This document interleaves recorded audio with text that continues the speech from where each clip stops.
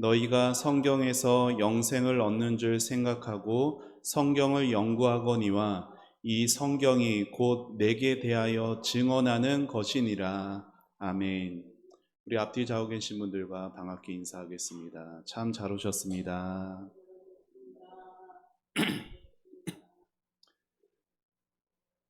네, 오늘도 영상을 통해 예배하시는 분들에게도 동일한 은혜가 있기를 소망하고, 또 날이 조금 선선해지면 또 이 자리에 함께 나와 또 하나님의 말씀 잘 깨달아 갈 수 있는 우리 초원 공동체가 되기를 소망합니다.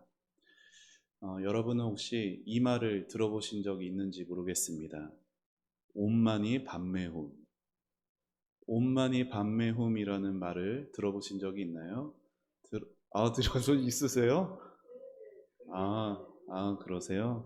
어, 어, 어, 이게 불교의 주문이에요. 불교의 주문. 옴이라는 것은 우주를 말하고요. 만이는 구수를 말해요. 그리고 밤매는 연꽃을 말합니다. 이게 그 합쳐져서 무슨 뜻이 되냐면, 구슬 같은 지혜와 연꽃 같은 자비, 지상의 모든 존재에게 그대로 실현될지라 라는 참 난해한 뜻입니다. 근데 사실 우리나라에서 불교의 주문으로 익숙한 것은 이게 아니죠. 뭐죠? 네, 나무아미탑을 관세음보살일 텐데, 이게 티베트, 그러니까 중국 쪽 안쪽에 있는 티베트 불교에서 사용되는 주문이라고 해요. 티베트 불교도들이 이 온만이 밤매움이라는 말이 뭔 뜻인지도 모르면서 계속해서 중얼중얼 거립니다. 제 유튜브에 이걸 쳐봤어요. 온만이 밤매움. 저는 설명을 해주는 어떤 영상이 있나 쳐봤더니 온만이 밤매움이라고 나오는데 5시간짜리 영상이 있는 거예요. 그래서 클릭을 해봤어요. 근데 5시간 내내 온만이 밤매움, 온만이 밤매움, 요 6글자밖에 안 해요. 아무 다른 말이 없고 5시간 내내 이것만 계속 반복 중얼중얼 거리더라고요. 여러분, 왜 그렇게 그 말을 중얼거리냐면, 그 말이 신통력 있는 주문이라 믿기 때문이에요. 티벳의 불교 사원의 한쪽 벽면 전체가 거대한 기도바퀴로 둘려 있다라고 하는데, 사진을 준비해 봤습니다. 네. 저 벽면 밑에 있는 그 노란색 보이는 게 기도바퀴예요. 사람들이 저거를 이렇게 지나가면서 온만이 밤매움 한 바퀴씩 돌리면서 가는 거예요. 그리고 저 통 안에 불경이 들어있다라고 해요. 그래서 한 번 돌리면 한 번 기도를 올린 거가 되는 것이죠. 그들은 그렇게 한 바퀴 돌릴 때마다 1000가지 만가지 재앙이 물러간다라고 믿어요. 그렇게 바퀴를 돌릴 때마다 모든 병들이 떠나가고 조상까지 해탈하고, 돌리는 사람의 뱃속에 있는 해충들, 심지어 기생충들까지 보살이 된다라고, 그런 말도 안 되는 그런 믿음으로 돌리며 살아갑니다. 여러분, 제가 오늘 왜 이 불교의 주문을 가지고 말씀을 시작할까요?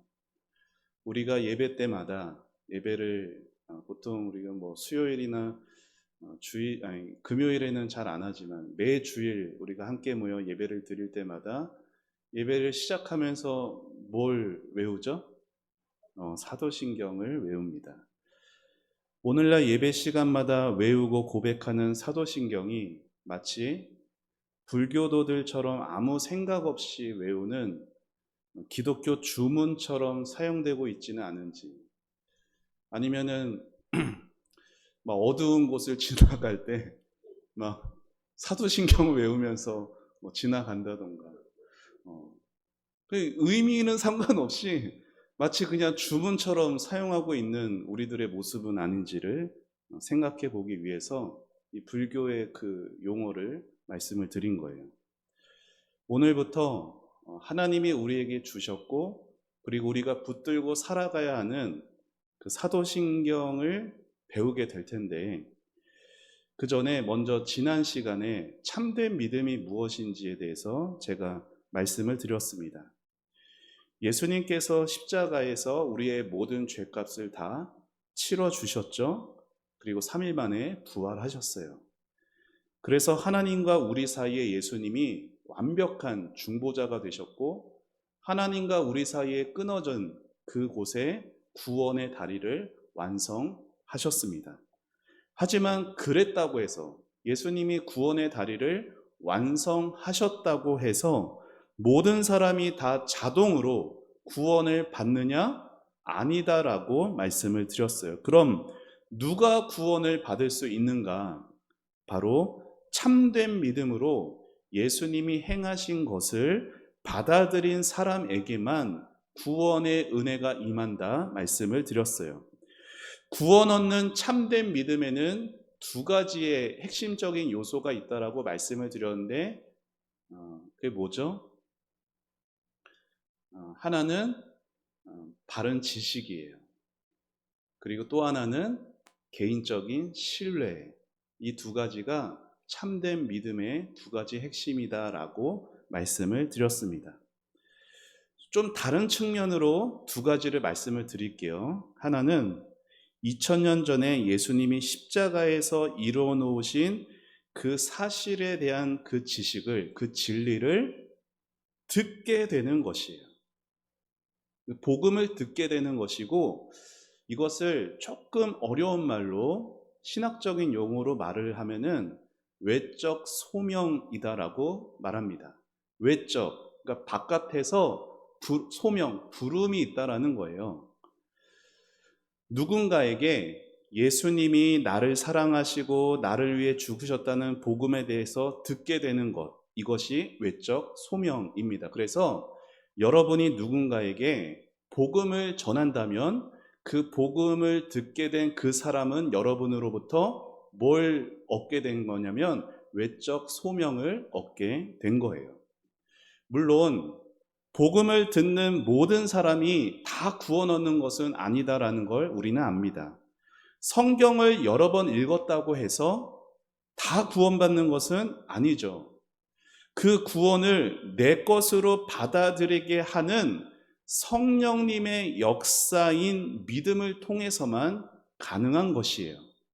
바로 그 믿음, 그러니까 2000년 전에 이루어진 예수님이 이루신 그 일이 바로 나를 위한 것이라고 받아들이게 하는 성령의 역사가 있고, 이것을 아까 말씀드린 조금 어려운 표현으로 하면은, 저를 한번 따라해 보시겠어요? 내적 소명.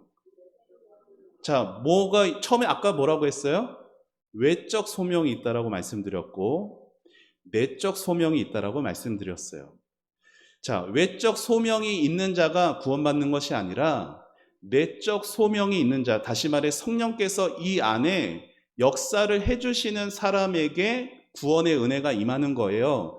그런데 외적 소명이 중요한 이유는 어느 누구도 외적 소명 없이 내적 소명이 없다라는 거예요. 그러니까 이 말이 뭐예요? 바깥에 있는, 이 교회 밖에 있는 예수님 모른 채 멸망의 길로 가는 사람들은 외적 소명이 반드시 먼저 있어야 되는 거예요. 그러니까 우리가 그들에게 복음을 전하지 않고는 어느 누구도 성령의 내적인 믿음의 부르심에 응답할 수가 없다라는 것입니다. 하이델베르크 요리문답이 20문에서 64문에 걸쳐, 긴 문항에 걸쳐 예수님이 우리를 위해 어떠한 일을 하셨는지에 대한 객관적인 진리에 대해서 말합니다. 그걸 배우는 것이 외적 소명에 대한 것이고, 그 65문부터는 그 진리를 이제 우리의 개인적으로 신뢰하게 되는 성령의 역사에 대해서 배우게 돼요. 그게 내적 소명인 것이죠. 참된 믿음의 핵심은 바로 이 외적 소명과 내적 소명, 지난번에 말씀드린 것으로 표현을 드리면 바른 지식과 개인적인 신뢰, 이 두 가지인데, 오늘부터는 그 첫 번째 요소인 바른 지식을, 다시 말해 우리가 과연 무엇을 믿는지, 내가 믿는다라고 하는 건 지난 시간에 말씀드렸죠. 덮어놓고 믿으면 안 돼요. 믿음은 절대로 덮어놓고 믿는 것이 아니라 내가 과연 무엇을 믿는지를 확실히 알아야 되는 것인데, 그리스도인은 정말 과연 무엇을 믿어야 하는지 22문에서 이렇게 답을 합니다. 우리 화면 보며 같이 읽겠습니다. 우리는 그리스도인들이 무엇을 믿어야 합니까? 라는 거의 답이에요. 같이 읽겠습니다. 시작.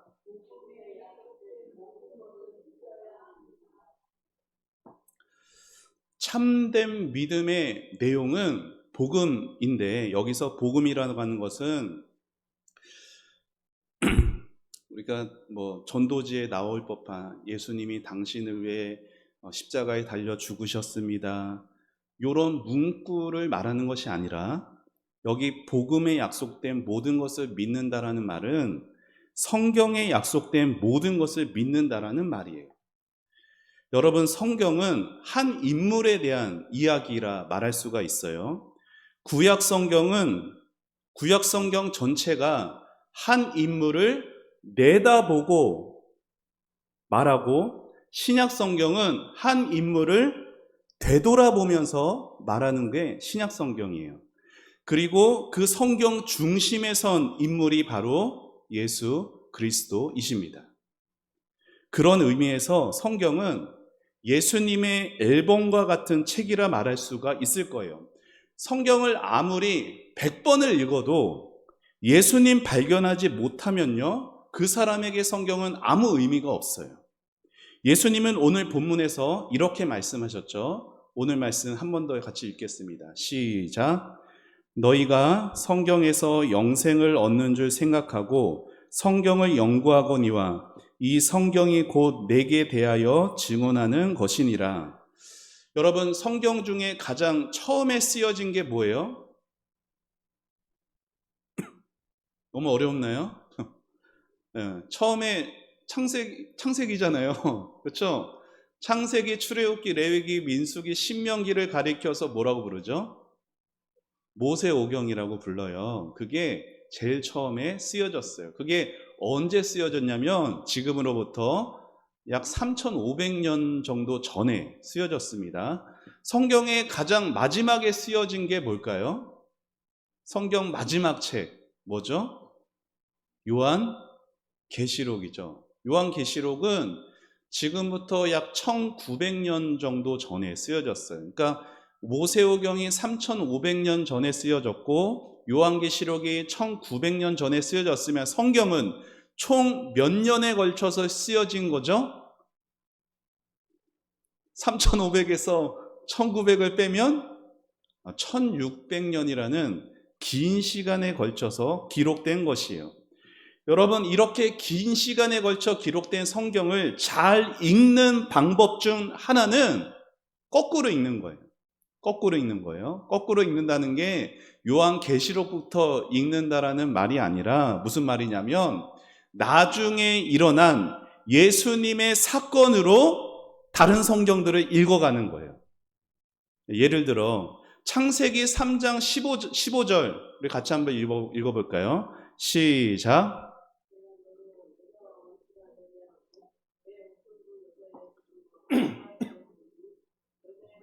내 머리를 상하게 할 것이요 너는 그의 발꿈치를 상하게 할 것이니라 하시고, 이 말씀이 언제 나온 거예요?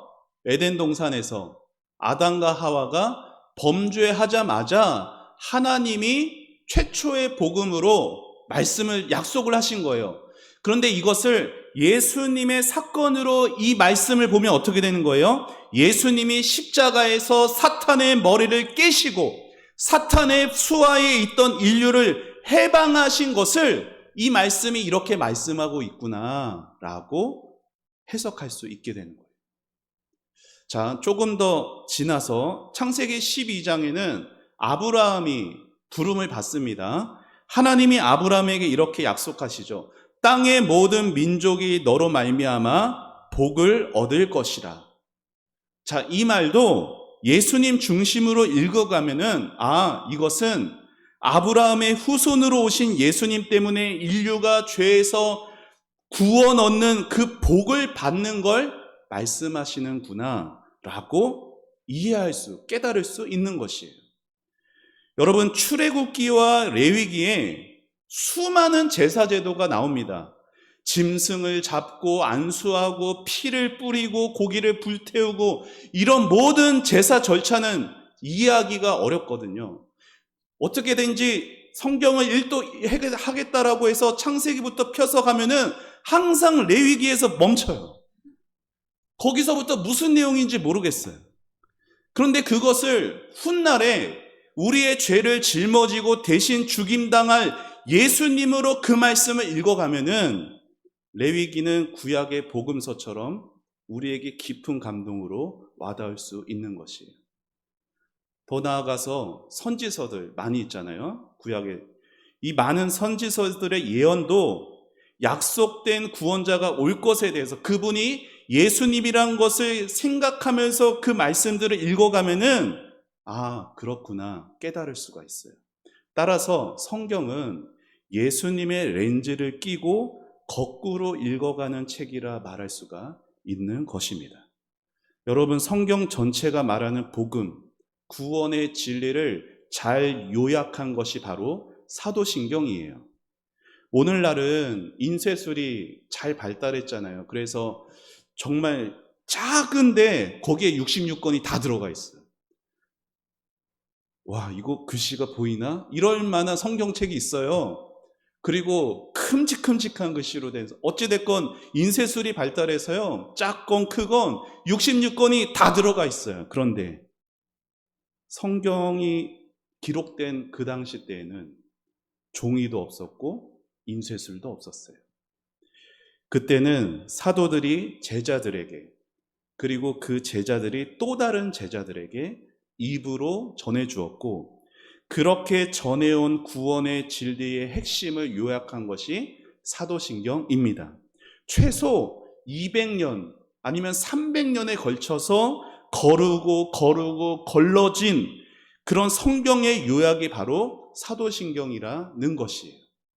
여러분, 이 사도신경 때문에 얼마나 많은 사람이 인생이 바뀌었고, 사도신경 때문에 얼마나 많은 교회가 그 핍박 가운데서도 믿음을 지킬 수 있었는지 모릅니다. 그러나 이 사도신경, 이 소중한 사도신경이 오늘날 마치 불교의 주문처럼 아무 생각 없이 예배 시간에 그냥 눈 감고 줄줄 외우고 지나가 버리는 일이 얼마나 슬픈 일이 될 수밖에 없는 건가요? 그래서 앞으로 이제 차근차근 사도신경의 하나하나를 배워가면서 우리의 믿음과 삶과 또 우리 교회를 잘 세워갈 수 있는 귀한 축복이 있기를 소망해 봅니다. 그런 의미에서 우리 사도신경을 우리 차근차근 우리 한번 같이 읽어보도록 하겠습니다. 자, 우리 차근차근 그냥 후딱 지나가는 마음 말고요. 네, 잘 읽어봅시다. 시작.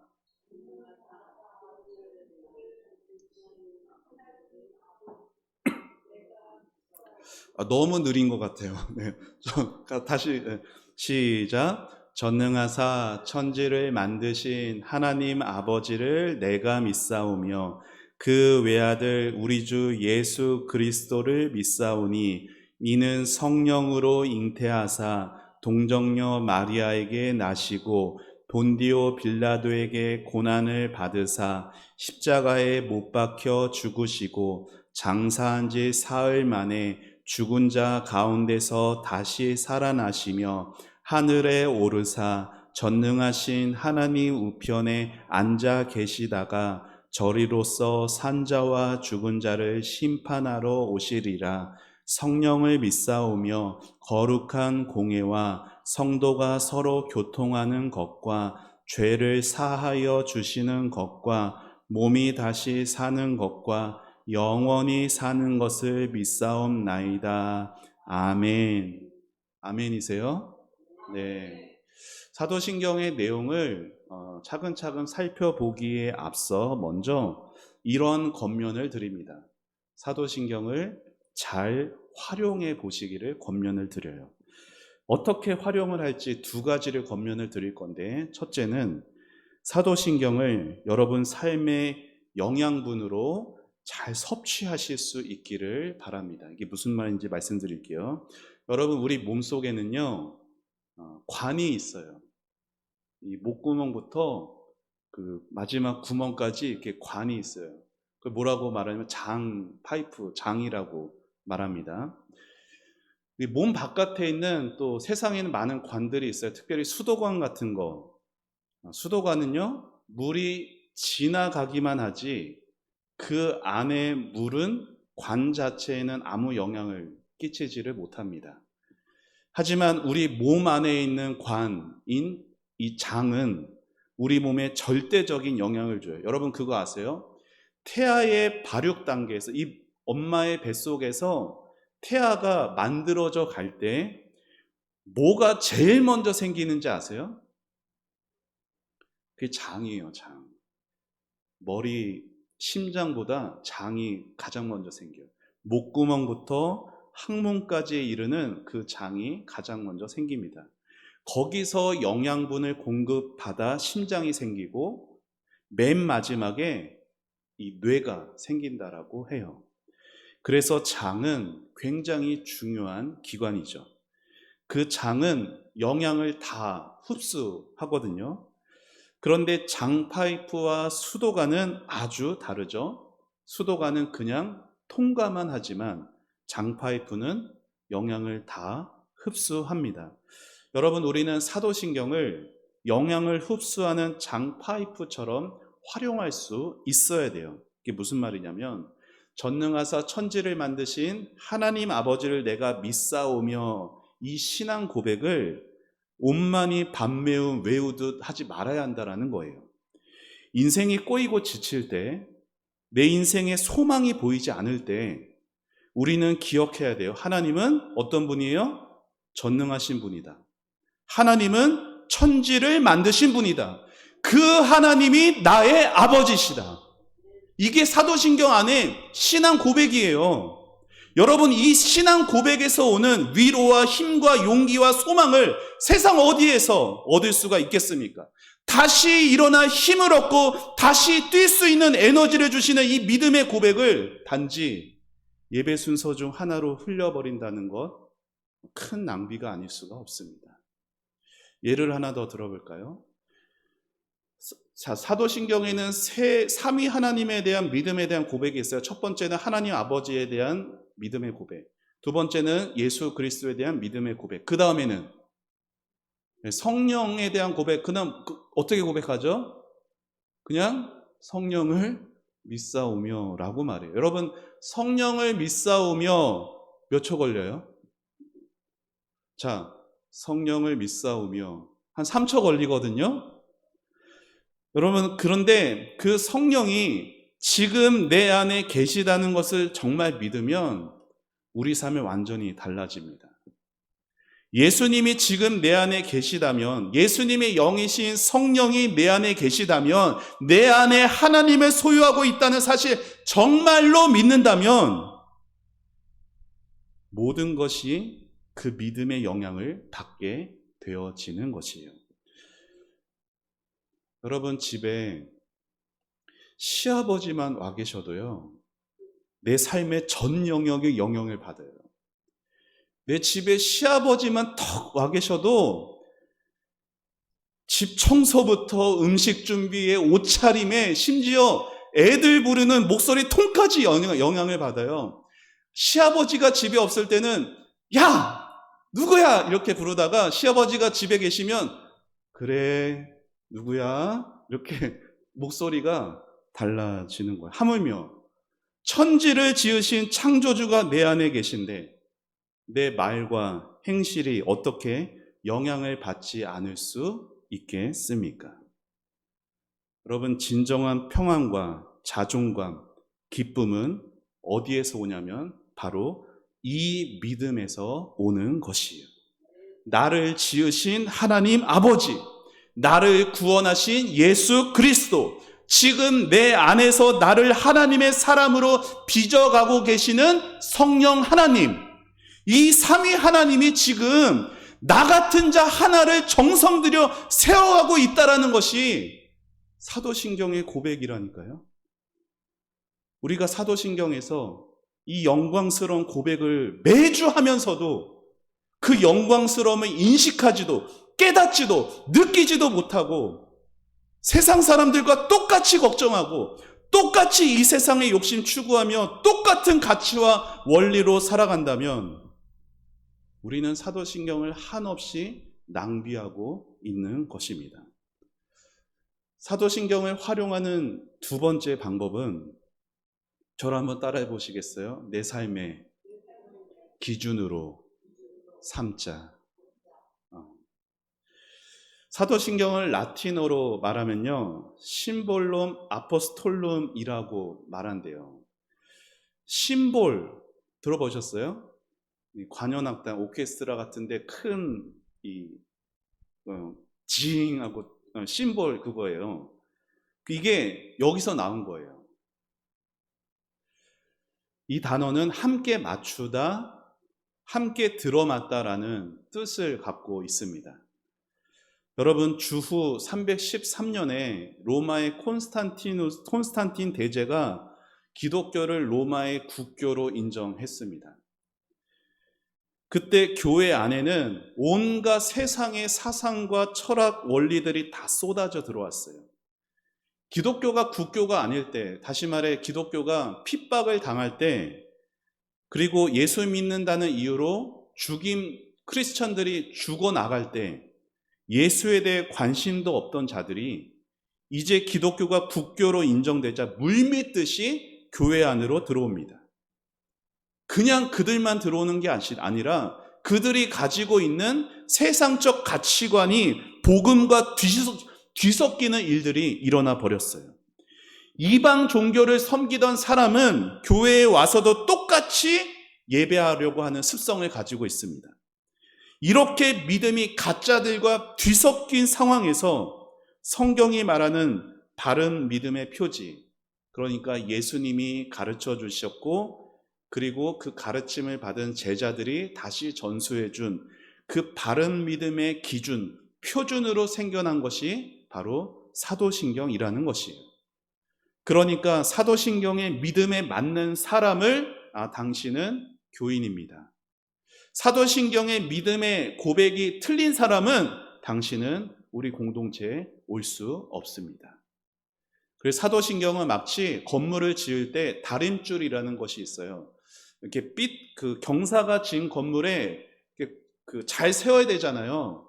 그래서 다림줄이라는 것을 딱 이렇게 수직이 됐는지 그걸 세우는 기준과 같은 역할을 했던 게 바로 사도신경이에요.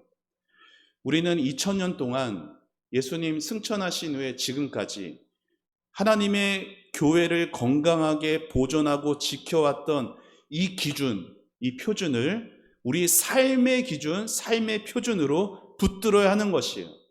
이게 언제 나타난 거예요?